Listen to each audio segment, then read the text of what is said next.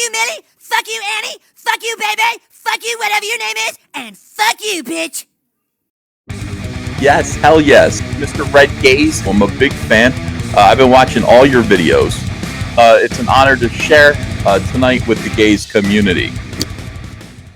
Hello and welcome. Today we are going to take a look at Bounding into Comics as they highlight this weirdo Dana Schwartz. Marvel Studios She-Hulk writer Dana Schwartz says it seems impossible to overstate the cultural damage done by South Park.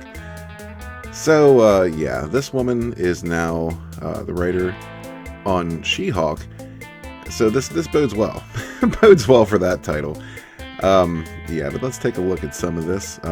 Yeah, she had a fit, apparently, because, you know, South Park just does their thing. I mean, you know South Park, right? Everybody knows South Park.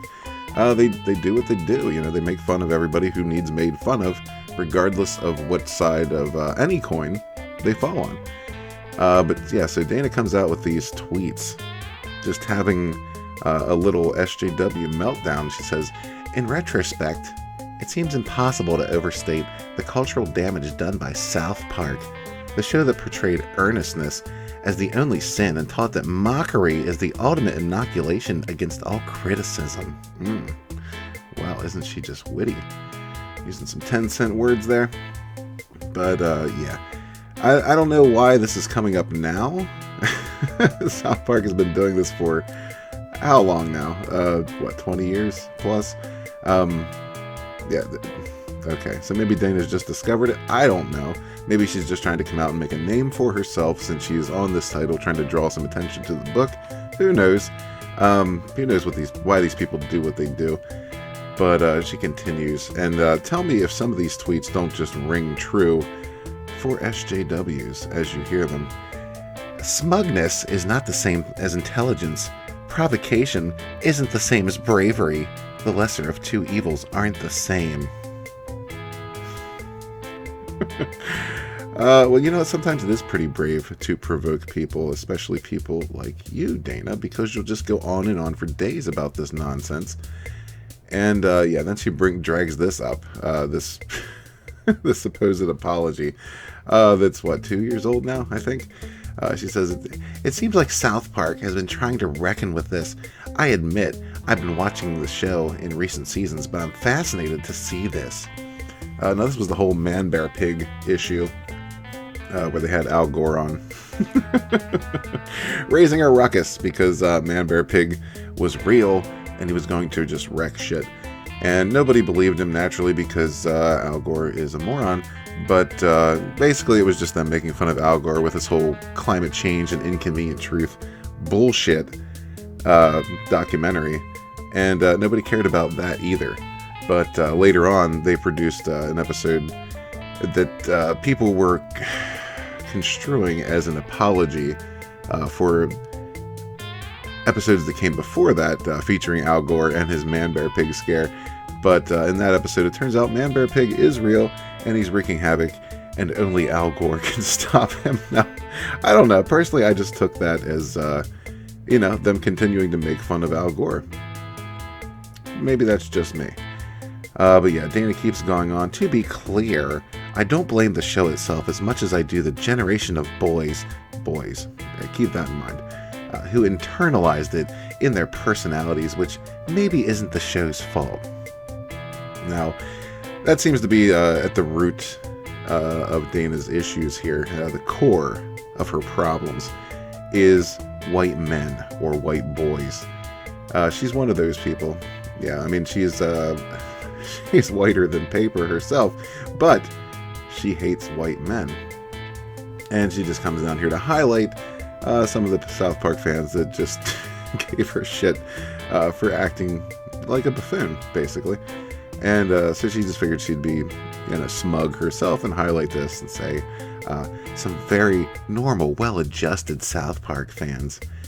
And granted, it's the internet, so people are over the top, but I can't say that she has not actually earned these comments.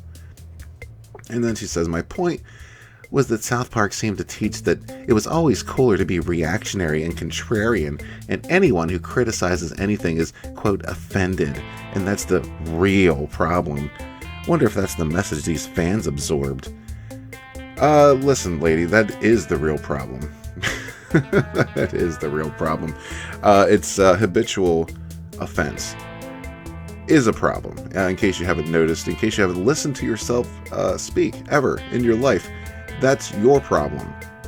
That's a big problem. Everyone's constantly offended and can't just laugh anymore. Can't just take a joke for what it is, a fucking joke.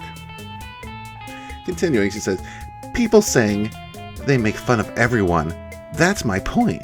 South Park is a political show, but one whose messages both sides are equally terrible, so the only correct thing to do is nothing, while mocking it from your position of intellectual superiority. Now, I'm still struggling to see the problem with this. Yeah, both sides are pretty effing terrible. I wouldn't say they're equally terrible. But yeah, I mean, I have my own opinions on that. But they are both terrible, and they both play the political game. They both, do what they gotta do to stay in power and, hoodwink the people. So I don't see a problem with mocking both sides when they're wrong. Dana does, however. But yeah, she just keeps going on with this BS. Here she gets into Matt and Trey are the rich white guys, and they convince a generation of scared, vulnerable young men that irony will never hurt them. See, here's the thing. Matt Stone and Trey Parker are self-made. They earned what they have. And they don't seem to have changed too much, to be honest. Recent interviews look a whole lot like older interviews with them. And so I don't think it's the rich part or the white part. But of course Dana's going to take issue with this because they're rich white men. Even though they didn't start that way. But yeah, this seems to be at the heart of the matter. Just her rich white men. Even just white men. You don't have to be rich for Dana to hate you. You just have to be white and male. See, that's the thing. But yeah, this is kind of like her history. She's a giant, I don't know, what are we on now? Fourth wave feminist? Where everything is men's fault. And of course, she's part of the, the newer concept where not just men, it must be white men. And not just white men, rich white men. Those motherfuckers. How dare they? And she goes on to tell everybody that they're offended by her tweet and they're so easily triggered, using using their language against them. Talking about, I would love a female president. I wish Elizabeth Warren was running. Yeah, gross. But the point is, I love South Park. South Park is awesome. And I love the idea that they do.